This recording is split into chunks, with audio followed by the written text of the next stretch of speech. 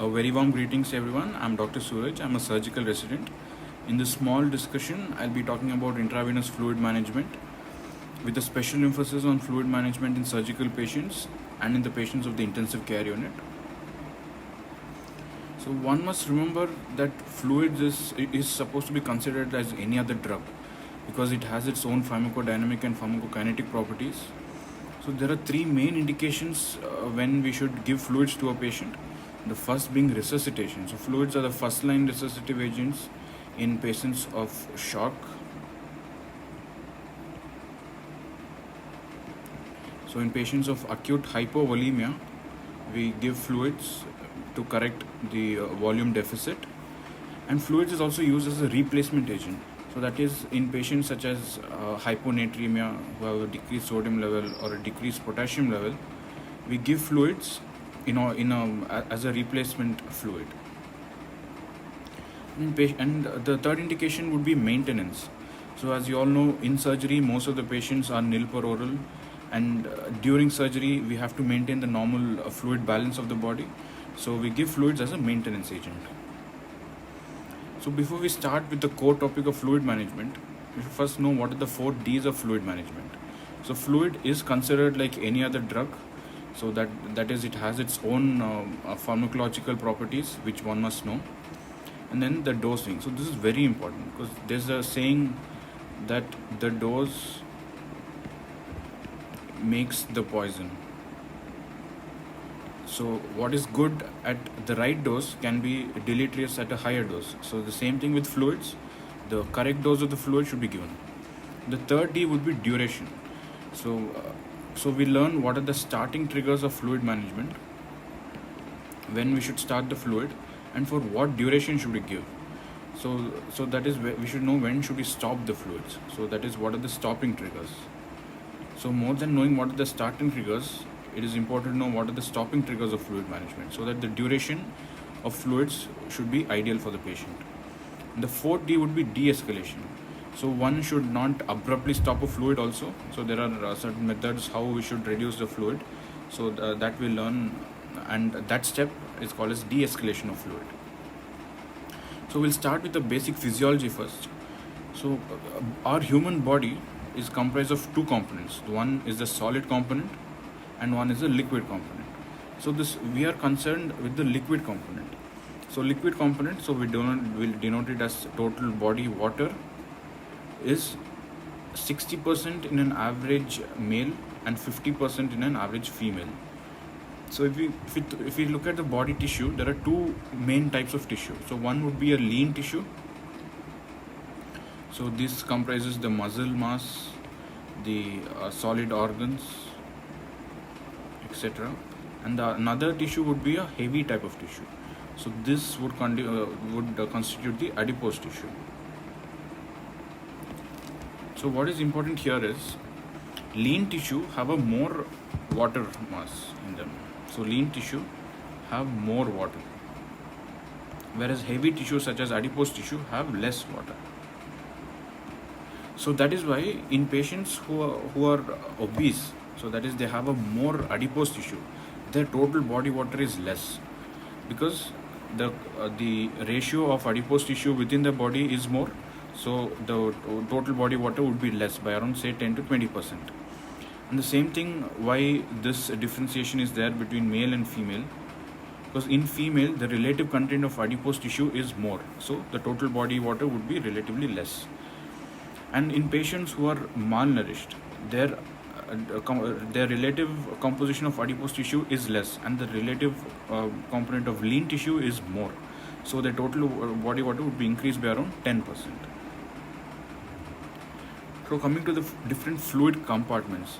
So as a whole in the body, the whole body component is divided into 2 components. The one would be an intravascular compartment. That is the one which is present within the blood vessels. And the second would be an extravascular compartment. So this extravascular compartment is divided into 2 again. One would be an intracellular and one would be an interstitial fluid. So that is the fluid which is present within the cells. So that would constitute the interstitial compartment. So what is important here for us is the plasma component and the interstitial fluid component. We are not worried about intracellular fluid component at this stage. So we should know the basic concentration of certain cations and anions in these things. So one would be sodium. So the normal sodium level in plasma is, as you all know, 135 to 145. Potassium 3.5 to 5.5. Chlorine is important, and bicarbonate. And you can see the similarity between the plasma and interstitial fluid. So this is because these two fluids are always at an osmotic equilibrium. So these two fluids are always at an equilibrium. So the relative concentrations of these two is around the same. Whereas there is an osmotic pressure difference between intracellular fluid and this extracellular fluid. So therefore, as you can see here sodium is very less, and the predominant cation in the cells is potassium. So these all three components are always in a osmotic pressure equilibrium state. So this is important for us because if we give any fluid, we should not affect this normal homeostasis which is occurring in the body. So to know what is a fluid osmolarity, what is an hypotonic fluid, what is an hypertonic fluid, we should know what is the normal serum osmolarity of plasma. So the normal serum osmolarity is given by this formula here. So this formula is 2 times the sodium ion concentration plus the glucose concentration divided by 18 plus the blood urea nitrogen divided by 2.8. So with this we can calculate the normal serum osmolarity, which is around 275 to 295 milli equivalents per liter. So this can slightly vary between books to books, but this is the average range of this. So any fluid which alters this, or which has a serum osmolarity of less than the normal, would be hypotonic. So what does hypotonic mean? That is, it is less, the concentration of all the cations and anions is less in compared to the normal serum concentration. And if a fluid which has an osmolarity of more than this, it would be hypertonic. So if you give a fluid which is hypertonic, say for example 3% sodium chloride, you would draw water from the cells into the plasma component. Whereas if you give a fluid which is hypotonic, it would take water from the plasma into the cells. So this is very important because there are certain indications where we give hypotonic and hypertonic fluids, which we'll read later. So now coming to the main topic regarding IV fluids. So if you look at IV fluids, you can divide them into two main classifications. So the one would be blood and blood products. So these would be the natural components, which include the packed red blood cells, the fresh frozen plasma, the platelet-rich concentrates, etc. And the other would be non-blood IV fluid. So this would be the artificial component. So here you have two main components again, the crystalloids and colloids. Crystalloids is very important because most of the IV fluids which you prescribe are crystalloids. So the examples of crystalloids would be sodium chloride 0.9%. So this is what we call normal saline. Then we have ringer lactate, plasma light, dextrose normal saline, 5% dextrose, 10% dextrose, 25% dextrose, and so on. And coming to the colloids, so colloids would be something known as plasma expanders. So they are not just water which has some ions in it. So they are proteinaceous or starch containing fluids which expand the plasma volume. So for example, you have proteinaceous ones which are again of two types. The natural proteinaceous one would be albumin. So human derived albumin, which is available in two forms, that is 25% and 20% and 5%. And the other artificial variants is hemacil and gelfusin, etc. So these are again indicated in certain conditions which we'll read later. And coming to the non-proteinaceous colloids, we have starch and dextrans. So under starch we have hydroxyethyl starch, pentastarch, tetrastarch, and under dextrans we have D40 dextran, so that is 40,000 Dalton molecular weight, and D70 dextran, etc. So we'll study first the three basic crystalloids because that is of importance to us. First being normal saline. So normal saline is 0.9% sodium chloride. So this 0.9% sodium chloride would make it isotonic.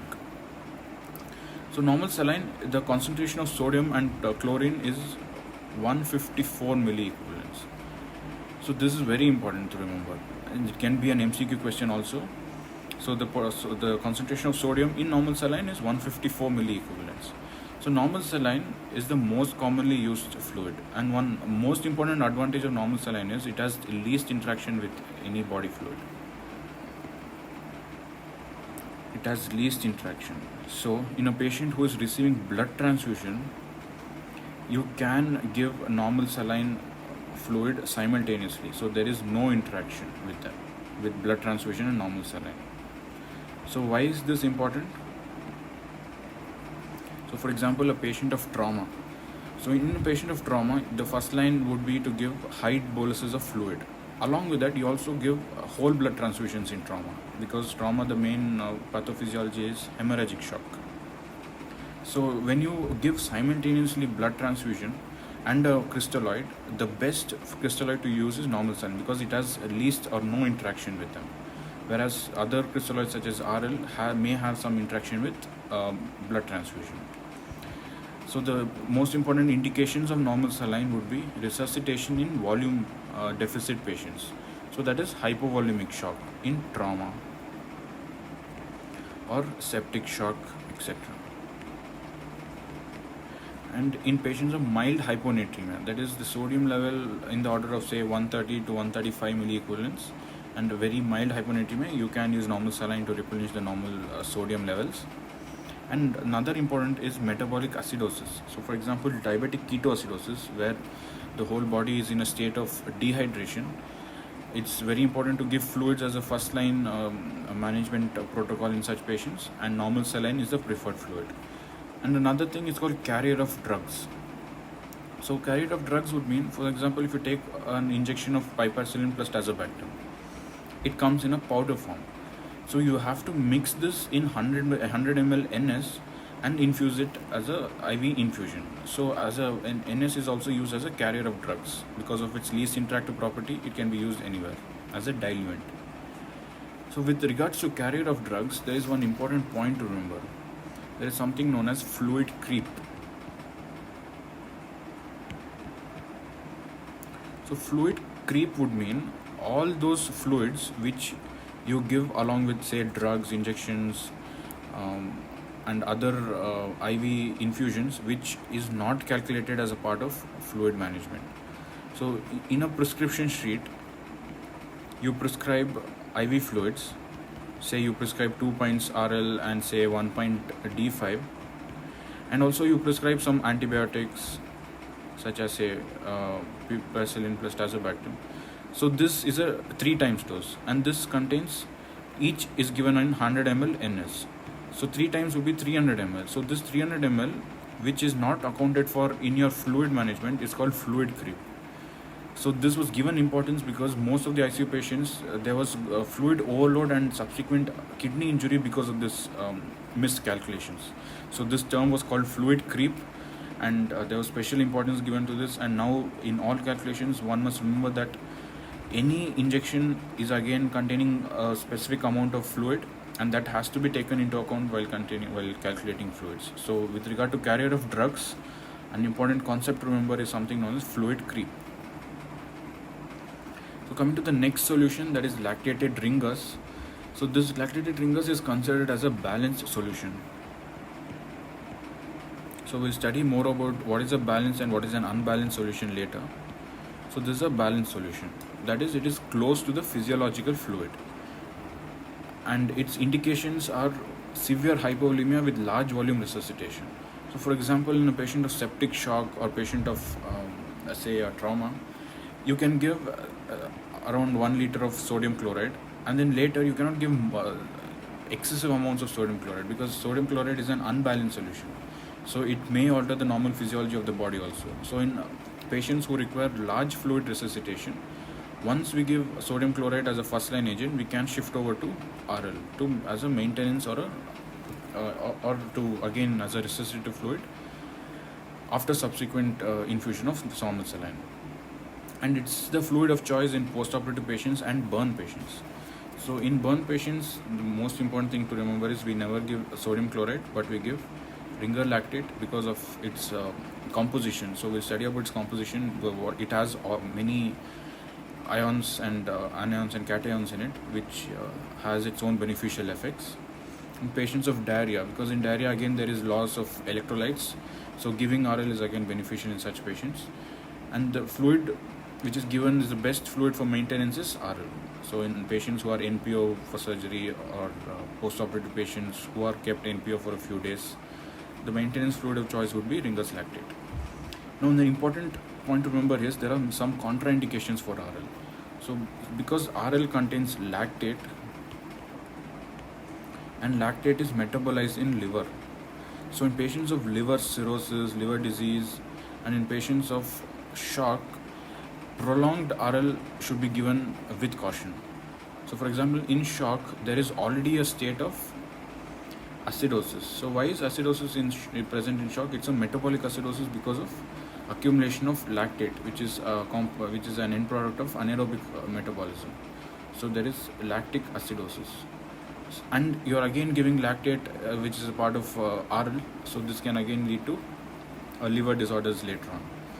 So this is again given in shock. It's not that it is completely contraindicated in shock, but it is given with precaution and not given beyond the limit which is required. And in patients of Addison's disease or Addisonian crisis, again lactate is harmful, and along with blood transfusion. So this is very important to remember. During blood transfusion, never give fluid RL, because RL can interact with the components which are present in blood transfusion. So coming to 5% dextrose, so this is denoted by 5dW because this is weight, the 5% dextrose by weight. So this is an isotonic fluid. So when it is present in the bottle in this form, it is isotonic.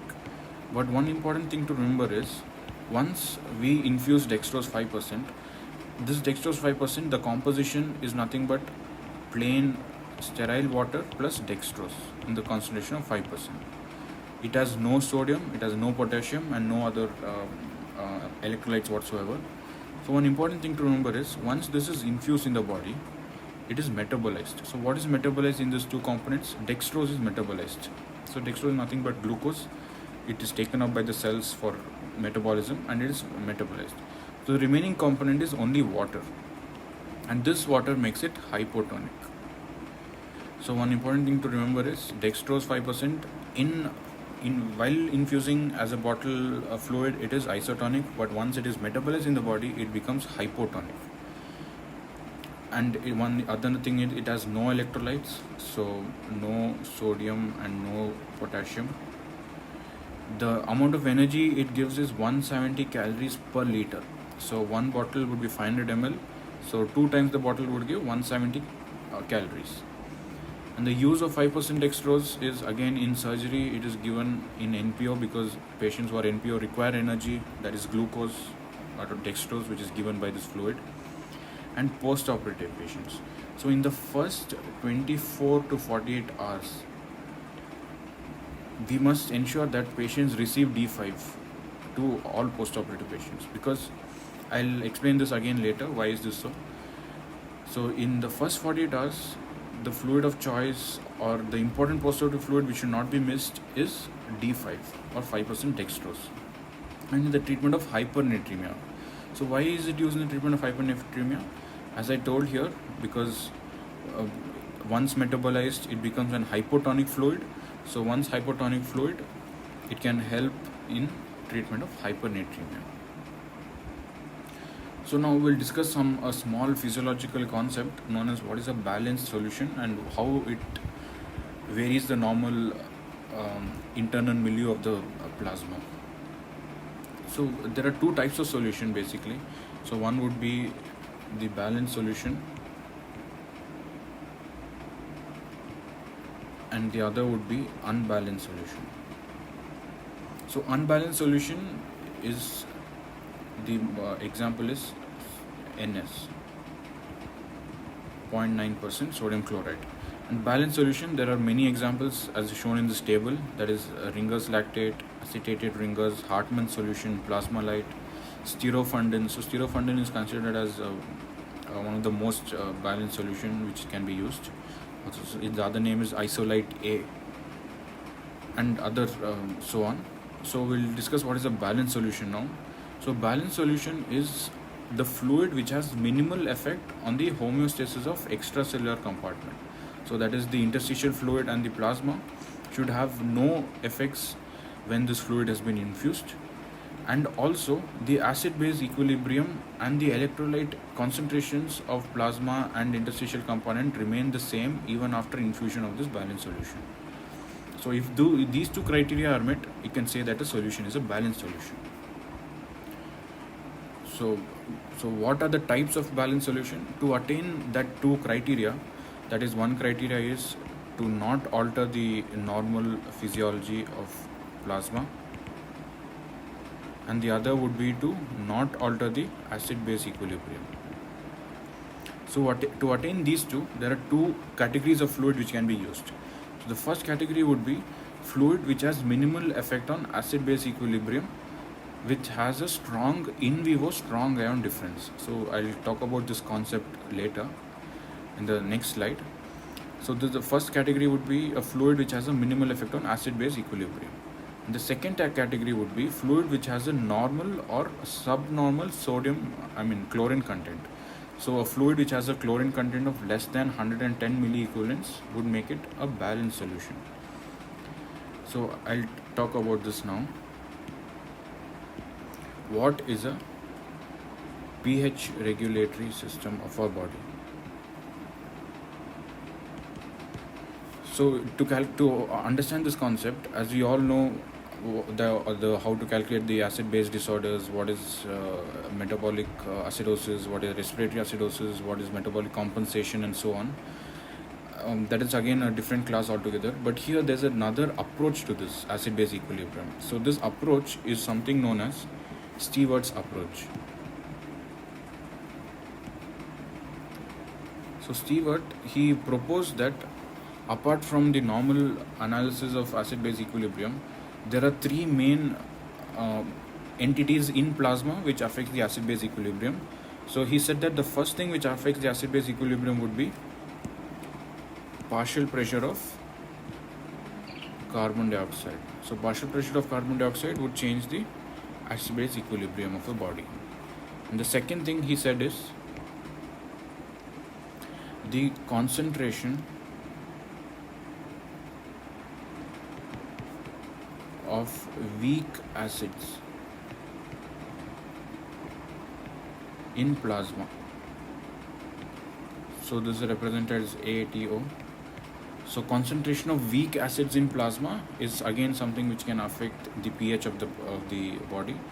And the third thing which affects the pH of the body is something known as strong ion difference. So what is strong ion difference?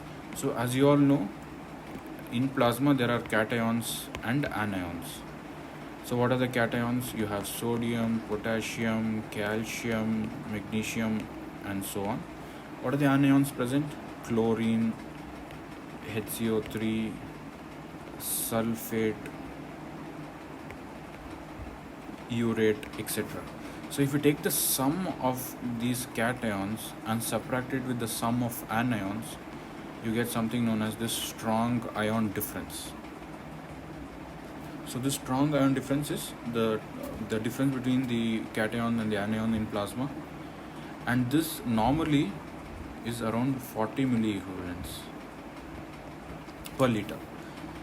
So what can be drawn, what conclusion can be drawn from this is that when we give fluids can change two out of these three things. So one thing is PCO2 cannot be changed by fluid infusion. So what can be changed is these two components. So when we give large amounts of fluid, the concentration of weak acids in plasma reduces and the fluid becomes alkaline. So that is how fluids can affect acid-base balance with regard to this parameter. With regard to the third parameter, that is strong ion difference, say for example which has a high chlorine content, example sodium chloride. So what happens to the plasma anion? Plasma anion sodium is increased. What happens to the SID? SID decreases. So strong ion difference decreases. So that again in turn will affect the pH of the body. So what you have to remember here is fluid infusion can cause alteration in two mechanisms. One would be it can change the concentration of weak acids in plasma, thereby changing the pH. The third would be it can alter the strong ion difference, causing alteration in acid-base equilibrium. So we'll talk about this here. As I said, the same thing, I've written it down here. This again, it's more neater than previous. So as I said here, fluids affecting pH, the two mechanisms are there.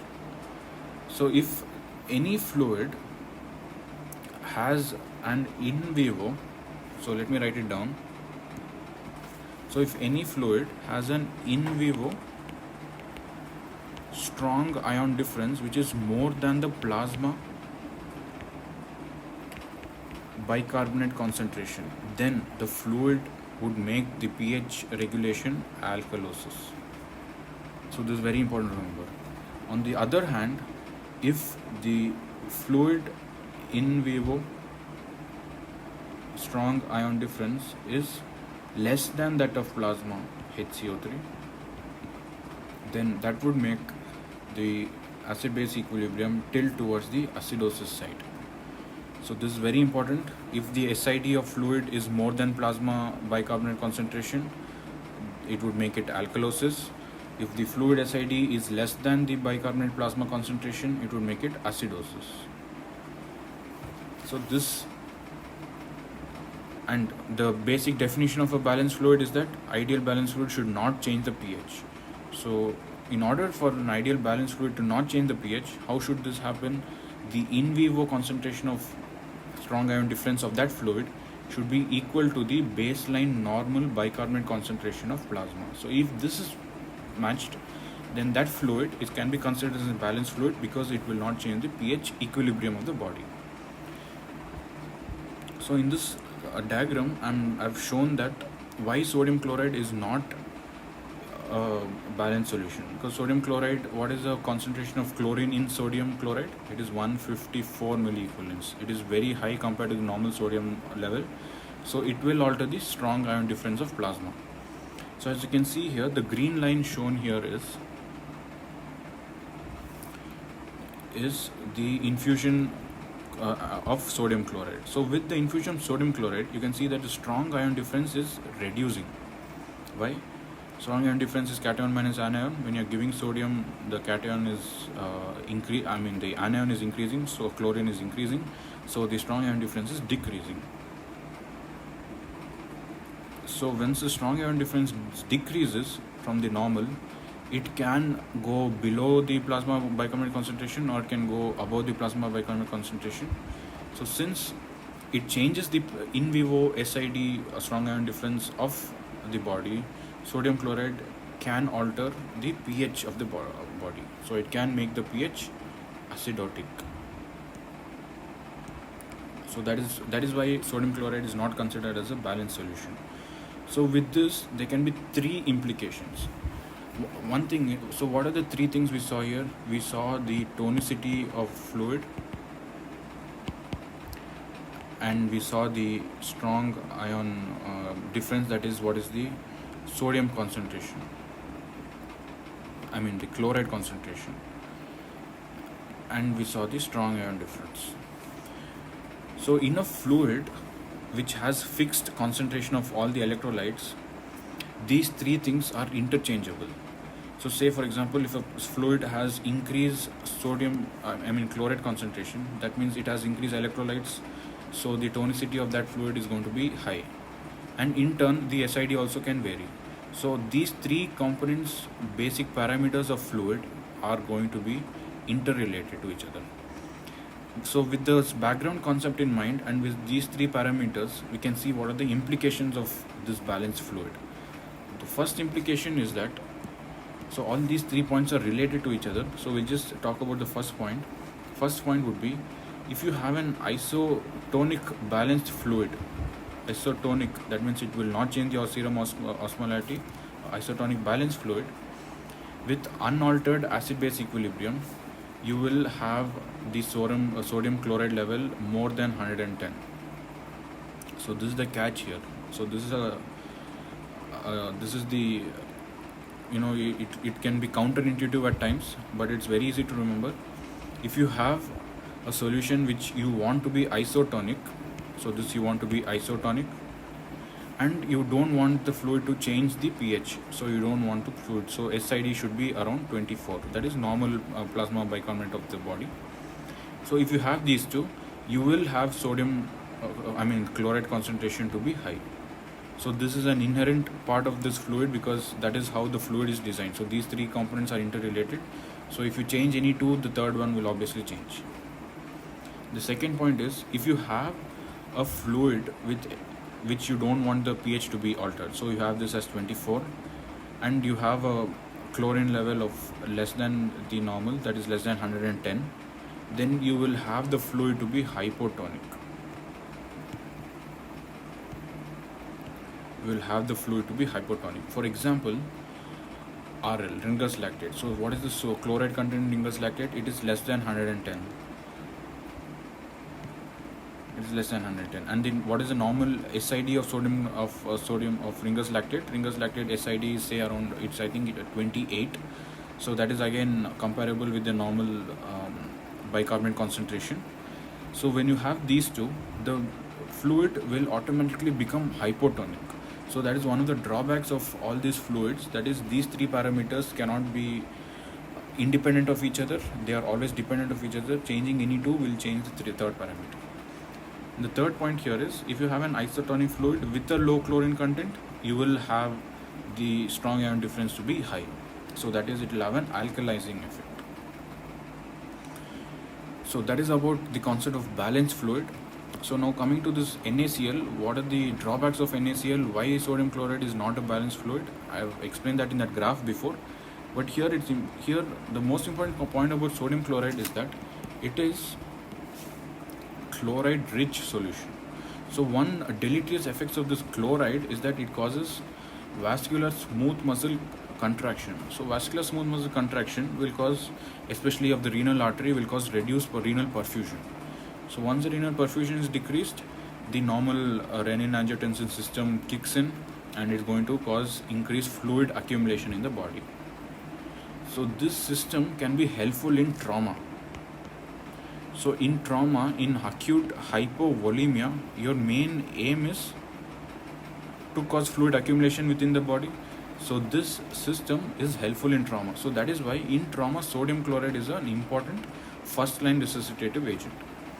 So hypovolemia patients receiving sodium chloride, apart from the volume replacement, it is also going to have an increased physiological effect, that is increased fluid accumulation within the body. But in ICU patients, so in the intensive care unit, sodium chloride is deleterious. So there were many studies done. So there was one large study, I think around 15,000 patients were enrolled in that study, and that study showed that there is a slight increase in the incidence of renal failure or AKI in patients who are receiving sodium chloride as a fluid of choice, especially in the ICU setup. So the bottom line behind this balanced fluid and unbalanced fluid, what should be given to our patients? So according to the physiology behind all this, the take-home message would be always prefer balanced fluid. And there are many studies done to compare balanced versus unbalanced fluid. So one was a SALT study, then one was a SMART trial. So I think one of them was published in the New England Journal of Medicine, and one study is still ongoing, I think. So all this study said, one study said that there is no conclusive evidence between balanced versus unbalanced fluid. But the other study, again, it showed that balanced fluid would be slightly better, but again, it was not the statistically not that significant to say that the results as concrete. So based on this physiology, it is always better to give a balanced fluid, and that is what is followed everywhere now. So in the ICU setup or even in the surgical setup, we prefer balanced fluid as maintenance, and the role of sodium chloride is limited to very few settings such as trauma, septic shock, and as a resuscitative fluid. So coming to the colloids. So colloids, should remember that it is not a first line resuscitative agent. The only importance of colloid is as a plasma expander. So first we give crystalloids, make sure that the volume has improved, and to keep that volume stable, we give colloids. So what colloids do we usually give? We give albumin because it is available in most of the places. But if you look at dextran and hetastarch, pentastarch, Hemasil, availability can be a difficult issue, especially in some parts of our country. But albumin is available. So albumin, it comprises 50% of all plasma protein. So it is produced in the liver, comprises 50%. The normal is 3.5 to 5.5 gram per dl or 35 to 55 gram per liter. There are two main important roles of albumin. One important role is it maintains the normal oncotic pressure of plasma. So what is oncotic pressure? Oncotic pressure is the pressure which keeps water within the intravascular component. So as you all know and read about the Starling forces, there are four forces, two which pushes the water outside and two forces which pulls in the water into the blood vessel. So albumin is important to keep the water within the blood vessel. So it maintains the oncotic pressure of plasma. The second role of albumin is it maintains the endothelial glycocalyx layer. So as you all know, this is a blood vessel. Blood vessel has endothelial cells here. Albumin also helps in formation of the glycocalyx layer. So this is the glycocalyx layer which is present along this endothelial layer. So one important pathophysiology where this is affected is in patients of septic shock. So in patients of septic shock, this glycocalyx layer is affected. So normally this glycocalyx layer comprises 20% of intravascular volume. So in patients of septic shock, this glycocalyx layer is affected by release of many inflammatory cytokines, interleukins and so on. So when that happens, there is going to be leaky blood vessels. So all the blood which is flowing, all the plasma is going to leak. So when that happens, again shock is going to occur. So it is a vicious cycle. Sepsis is again leading to shock, which again further leads to shock. So albumin, there were many studies to find out what is the role of albumin in sepsis. So because of the role of albumin in maintaining the glycocalyx layer, it has an important role in sepsis. So septic patients who receive albumin have shown to have a lesser mortality. But again, one important drawback of albumin is albumin infusion. One of the risks of albumin infusion is AKI. So once you give albumin, it can cause acute kidney injury. And as you all know, in most patients of sepsis, MODS is a complication and AKI is a parcel of MODS. So in patients of sepsis, use of albumin can be beneficial, but it has to be used with caution, keeping in mind the renal function of the patient. And the role of albumin in burns. In burns, the albumin is given in all burn patients, especially those burn patients requiring admission, that is more than 20% or 30% burns. We give albumin after 48 hours. So in burn also there is leaky capillaries. So all the protein is going to leak outside into the interstitial compartment. So when this happens, I've seen burn patients whose serum albumin level is less than 1. So in such patients, they are not going to survive unless you give a rapid correction of albumin to keep this at least in the level of 3, more than 3. So even in all post-operative patients, your goal is to keep, so there are multiple studies done, and one of the research article which published in India said that your goal should be to keep the albumin level of more than 3.2 gram per dl.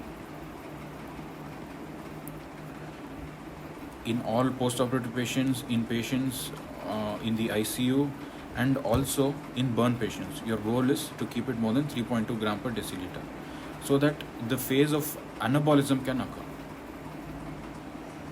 So now coming to fluid management in surgical aspect. So in surgical aspect, there are three main phases of surgery. So one would be the preoperative phase, one would be the operative phase or the intraoperative phase, and the third would be the post-operative phase. So in these three phases, fluids is a part and parcel of all the three phases. So in perioperative phase, why do we give fluid? The goal of fluid management is to avoid fluid overload and to avoid underhydration. So give the right dose, give the right amount of fluid. And to preoperatively, we give fluids to compensate for intraoperative losses. So as you all know, surgery, you cannot do a surgery which can be completely bloodless. So there is going to be some amount of blood loss in all surgeries. So when to compensate for those intraoperative losses, we have to give fluids. And also there are something known as insensible losses. So these insensible losses cannot be controlled by us. For example, while we are respiring, some amount of fluid is always being let out into the atmosphere. So all these losses, and the patient is kept NPO, the patient is going to have a negative fluid balance. So in order to compensate all these losses, we have to give fluids in surgical patients. So how much of fluid should we give in patients who are nil per oral? So there is one formula, that is 4-to-1 rule, which says that give 4 ml per kg per hour for the first 10 kgs.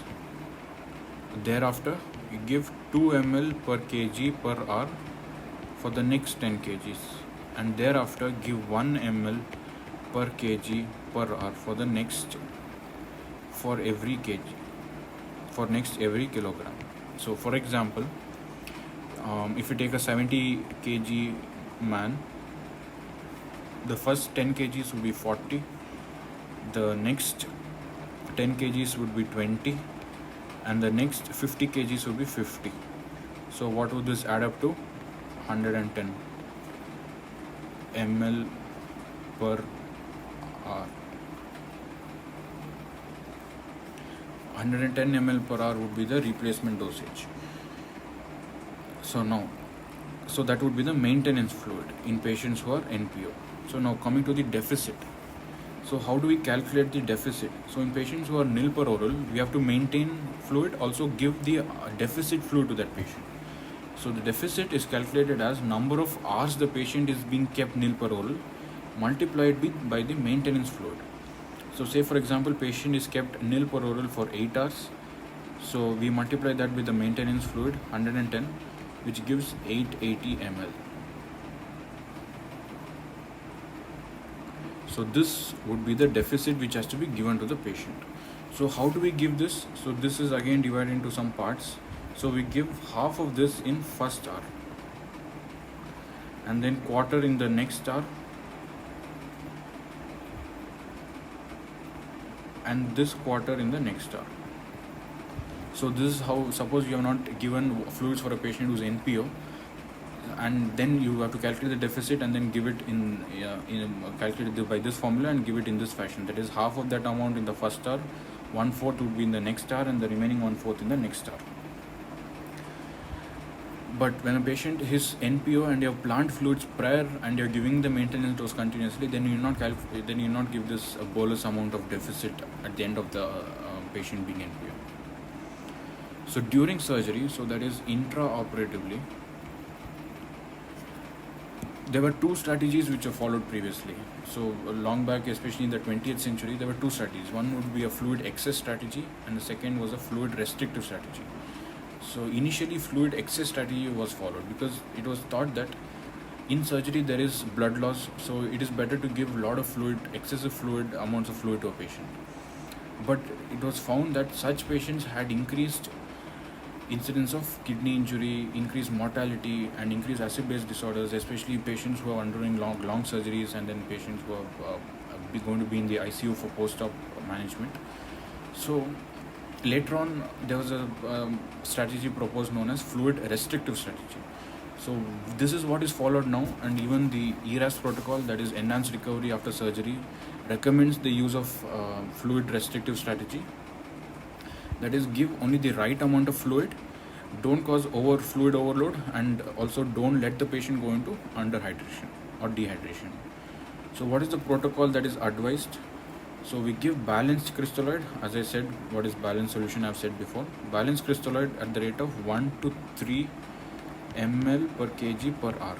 So this is important to remember. Intraoperatively, we give 1 to 3 ml per kg per hour, plus additional boluses on need. So what is this additional bolus? So say for example, patient is undergoing intestinal resection anastomosis, and iatrogenically by mistake, say one of the mesenteric artery was cut, and there was blood loss, unexpected blood loss. This is so in such situation we have to replace the blood loss also. So how do we replace the blood loss? By giving additional bolus. Each cc of blood lost should be replaced by 4 cc of crystalloid. So this is how you calculate the blood loss and give the additional boluses. But in case you are replacing the blood loss with whole blood itself, then that would be of the ratio 1 cc of blood loss, you should give 1 cc of blood. So that is again common logical sense. So that is how you give fluids in the intraoperative management. And also there is another thing. Intraoperatively there is third space loss of fluid also. So there is third space loss. So how do we correct this third space loss? So this third space loss can be divided into 3 parts. So one would be mild, second would be moderate, and the third would be severe. So in patients undergoing small surgeries, say for example hernia surgery, in such patients the third space loss is very mild, and then we should give fluids, add only 1 to 2 ml per kg per hour. Whereas in patients undergoing moderate surgery, so this would be lap chole, cholecystectomy, etc. In such patients, we give 2 to 4 ml per kg per hour additional. And in severe third space loss, so that is in major surgeries or major plus surgeries, such as resection anastomosis, gastrectomies, colectomies, etc. So in such patients, say gastrectomy. So in such patients, we give 4 to 6 ml extra fluid. So this is to compensate for the third space loss. So in mild 1 to 2 ml, in moderate 2 to 4 ml, and in severe cases 4 to 6 ml. And then after surgery, so this is in the post-operative period. So in post-operative period, our goal is to target efficient central hemodynamics and tissue perfusion while avoiding positive net fluid balance. The goal is very simple. Don't have a positive fluid overload, but have a targeted approach so that the central hemodynamics is kept normal. So one physiology in patients of post-operative patients is, in surgery there is tissue damage. So this is an inherent part of all surgery. You are handling the tissues, there is going to be tissue damage. So once there is tissue damage, there is release of potassium and release of sodium ions into plasma. So when this happens, also there is some release of fluid, intracellular fluid into the extracellular component. So once this happens, the plasma electrolyte concentration is also altered. So in the first 24 to 48 hours, especially the first 24 hours, do not overload the patients with sodium chloride and RL. Other electrolyte containing fluids, do not overload the patient with such fluids. So do not overload with electrolyte containing fluids in the first 24 hours. So in the first 24 hours, always give 5% dextrose, because during surgery patient is not receiving any glucose, it requires energy, so the best fluid would be 5% dextrose with say very small amounts of other crystalloid, but do not overload the patient. Don't give only the sodium chloride, don't give only RL, and don't give only dextrose normal saline also. So the postoperative fluid, the best fluid is roll D5 because of this physiology mechanism, with balancing with a balanced solution. And after 48 hours, The requirement of electrolytes for a post-operative patient would be sodium 1 to 1.5 milliequivalents per kg and potassium 1 milliequivalent per kg over 24 hours. So in a post-operative patient, this sodium of 1 to 1.5 milliequivalents is taken care by RL. So RL has that amount of sodium, so no need to supplement with sodium. But potassium, ideally, what is written in, especially in the International Fluid Academy article which was published in 2020, was that post-operative patients should receive at least 2 ampules of potassium in RL, especially after the 24 hours. Because of this mechanism, there is loss of there is tissue damage leading to loss of potassium ions. But in small surgeries and routine day-to-day surgeries, we do not give potassium to all surgical post-operative patients. But this point is important to remember. So coming to the concept of fluid overload. So fluid overload can occur because of indiscriminate use of fluids, especially in the ICU. And in the ICU, if there is fluid overload, patient is going to have AKI, pulmonary edema, injury requiring dialysis, and so on. So pulmonary edema once is there, again then you start giving furosemide for that patient, and in turn the patient urine output is again going to alter. The whole fluid mechanics is going to get altered. So always avoid fluid overload for a patient. But it is said that small degree of hypervolemia is required during anesthesia, because during anesthesia most of the anesthetic agents are vasodilatory and it has an hypotensive effect. So propofol and so on are vasodilatory in action. So it is important to maintain a small degree of hypervolemia in order to maintain the adequate perfusion during surgery. So when we talk about fluid management in the intensive care unit, so in the intensive care unit, there are 4 main stages of fluid management. So the first would be resuscitation. So this is given by the mnemonic ROSE. The first would be resuscitation. So in patients, especially in the ICU, we give fluid as a first line resuscitative agent because most of the ICU patients are in sepsis, especially the surgical ICU. The second phase would be optimization. So once we resuscitate the patient, we try to bring back the patient vital signs back to normal. So that is called optimization. And the third would be stabilization. So once the patient vital signs are optimized, we try to stabilize the patient. So we try to give correct the sodium, correct the potassium imbalance, correct the protein imbalance, etc. So that would be the stabilization phase. So the first 2 phases would be to have a positive net fluid balance, and the next 2 phases would be to have a zero balance or a negative fluid balance. And the final phase would be evacuation. So this is, we start tapering the fluid and stop the fluid altogether. So start enteral feeding and so on, and then taper the IV fluid altogether. So in brief, we'll just discuss about these phases. So first would be the resuscitative phase. So this is to have a positive fluid balance because there is hypovolemia, so you have to correct the volume deficit. So how do we do it? There are 2 protocols for fluid management in sepsis, septic shock in the intensive care unit. So that was one would be the Surviving Sepsis Campaign 2018 update. So they said that for all patients of septic shock, in the first 3 hours, you give 30 ml per kg of crystalloid in first 3 hours. So irrespectively, patient is in septic shock. So how do we diagnose that the patient is in sepsis? The QSOFA scoring. So that was in the 2018 update. So 2 out of 3 of QSOFA, and you know that there is a foci of infection. Patient is in sepsis. Patient who's in sepsis and who's not responding to fluid is in septic shock. So in such patients, you have to give fluids at the rate of 30 ml per kg in the first 3 hours. There is another protocol. So this is the International Fluid Academy. So this was given in 2020, which said that give a rapid bolus of 3 to 4 ml per kg over 10 to 15 minutes. So International Fluid Academy said that give 3 to 4 ml per kg in the over 10 to 15 minutes. Again, if you calculate this for over 3 hours, approximately comes to the same. But the bottom line is, give a individualized, personalized approach to the patient. So don't give blanket treatment for all patients.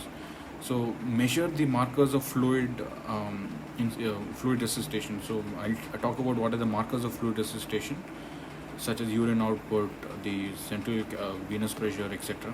So based on that, your fluid management should be guided. The second phase is optimization phase. So in optimization, you are out of the danger of resuscitative phase, but this is to bring back the vitals, is to optimize the vitals.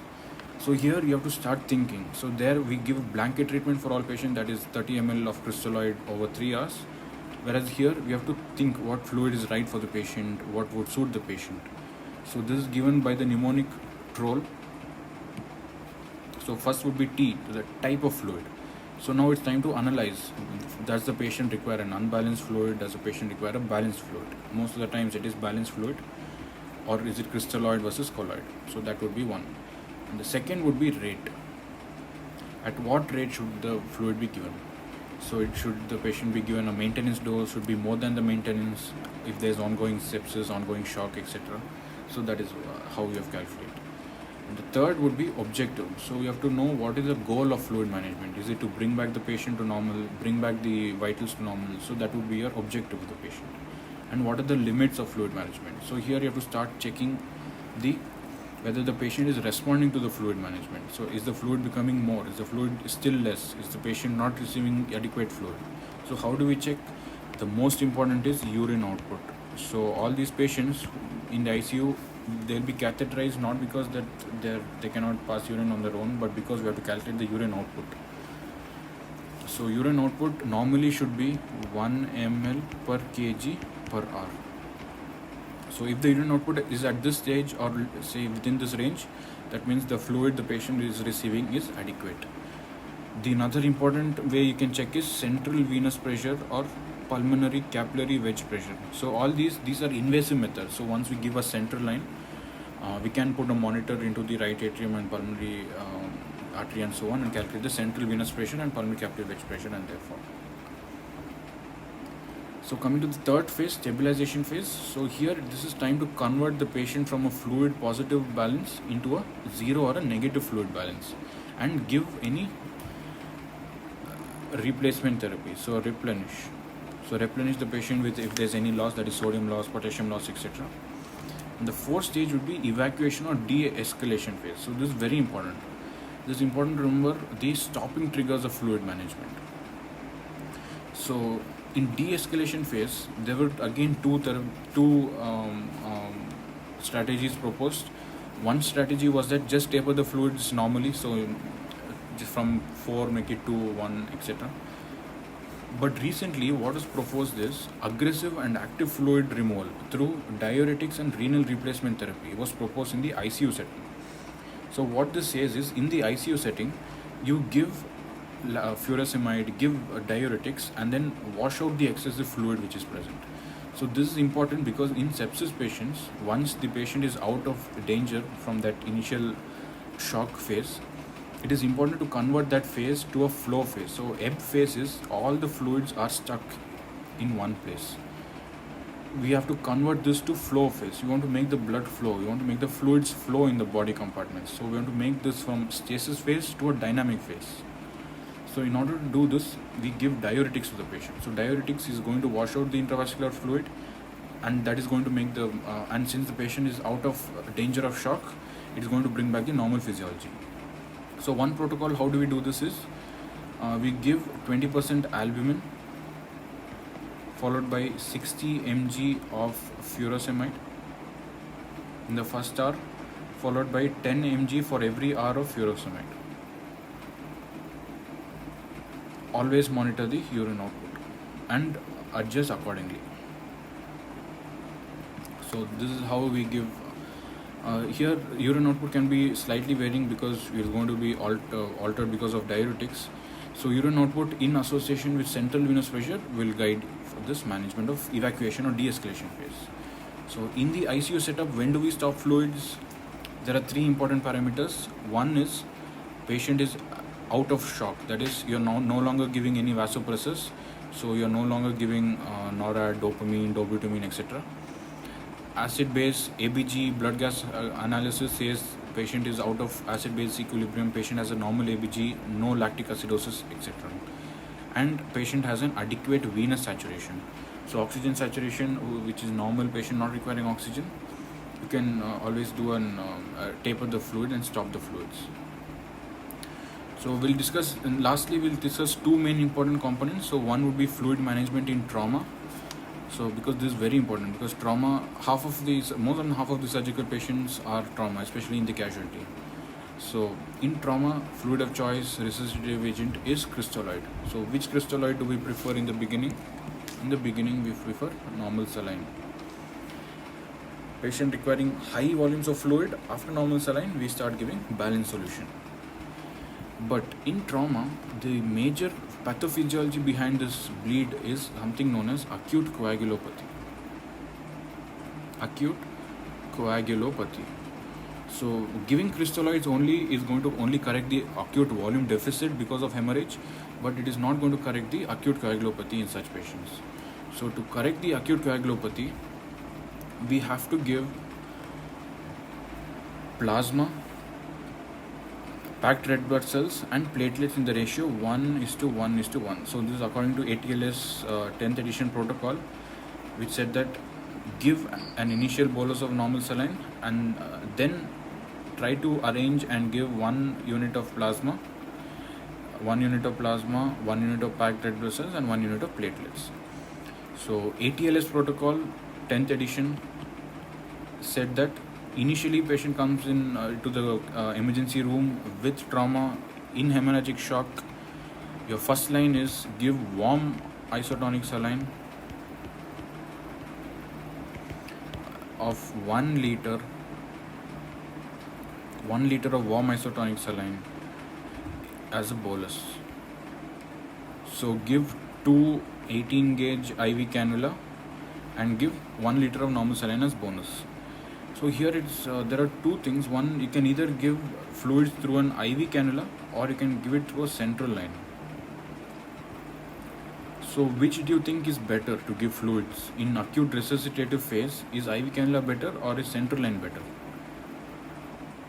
So the thing, IV cannula is better because IV cannula, the length of the IV cannula is very small, whereas central line, the length is almost more than 3 to 4 times the length of IV cannula.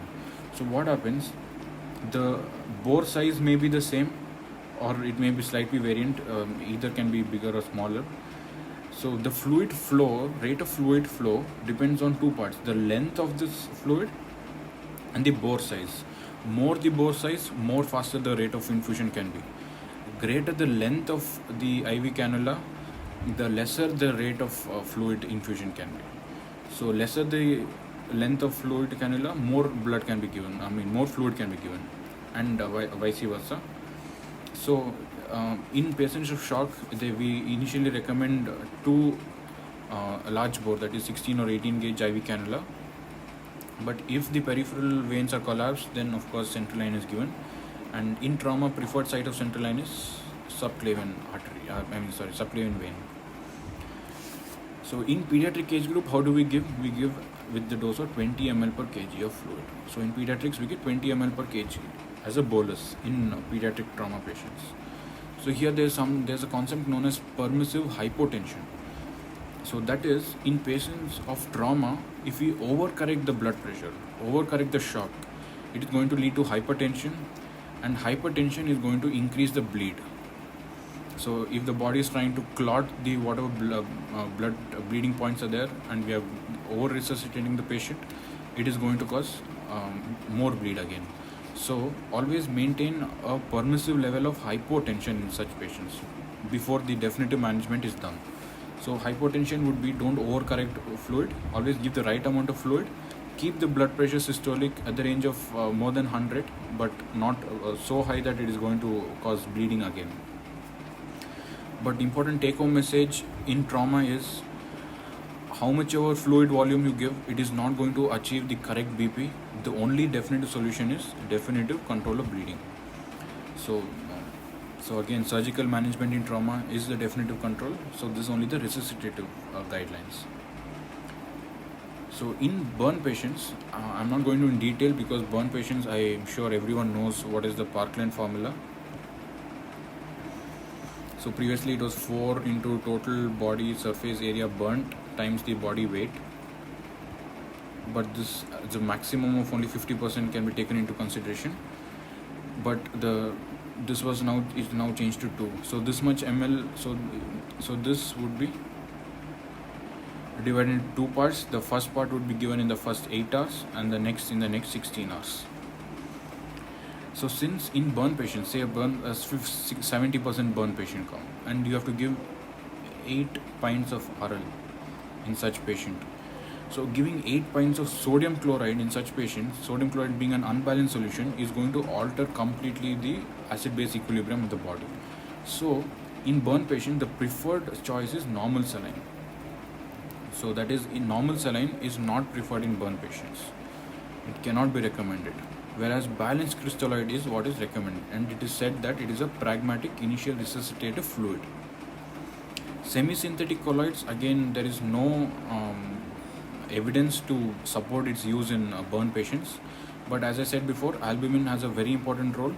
So albumin is given in burn patients. The role of hypertonic solution. So burn hypertonic solution, it keeps the fluid within the intravascular component. So they tried giving hypertonic fluid in burn patients, but again evidence is insufficient. So in burn, the 2 important fluid protocol is, one would be balanced solution with this formula of Parkland formula or the ATLS formula, and would be the second would be albumin fluid. So we'll just recap what we have studied. So that is the end of this discussion. So we'll recap what we have studied. So one should remember that fluid is an important and the most important part of all surgical and trauma and burn and the surgical ICU management. So it is important to know what fluid to be given, what is a balanced fluid, and what is an unbalanced fluid, and what are the three most important components, important fluids what one must know. That is sodium chloride, RL, D5, DNS, D10. So all these are other extra fluids which has its own role in different patients. But these 3 fluids is important for you to know. And there are other fluids, hypotonic fluids. So hypotonic fluids will be half NS, so that is 0.45% NS, and hypertonic fluid, that will be 3% NS. So these are having its own use. So for example, hypotonic NaCl can be used in hyponatremia and so on, and hypertonic, this is used in hyponatremia, head trauma. So in head trauma, this serves as a osmotic fluid which reduces the cerebral edema. So, and later we learnt about the operative fluid management. So in the operative fluid management, you have to know the preoperative setup, the maintenance fluid, the NPO deficit calculation, the third space loss calculation, and the intraoperatively how much of fluid you give, and postoperatively which fluid you should be given and how much of fluid should be given. In the ICU, you should know the 4 stages of fluid management: the resuscitation phase, the optimization phase, the stabilization phase, and the evacuation phase. So lastly, we conclude by saying that the bottom line would be to give the right fluid to the right patient at the right time. So there was a great American surgeon who said that a good heart and kidneys can survive all, but the most willfully incompetent fluid regimen. So that is it for this discussion. So if you have any questions, you can feel free to drop a comment below this video. So I'll be happy to answer all those, and make sure to like the video. Thank you.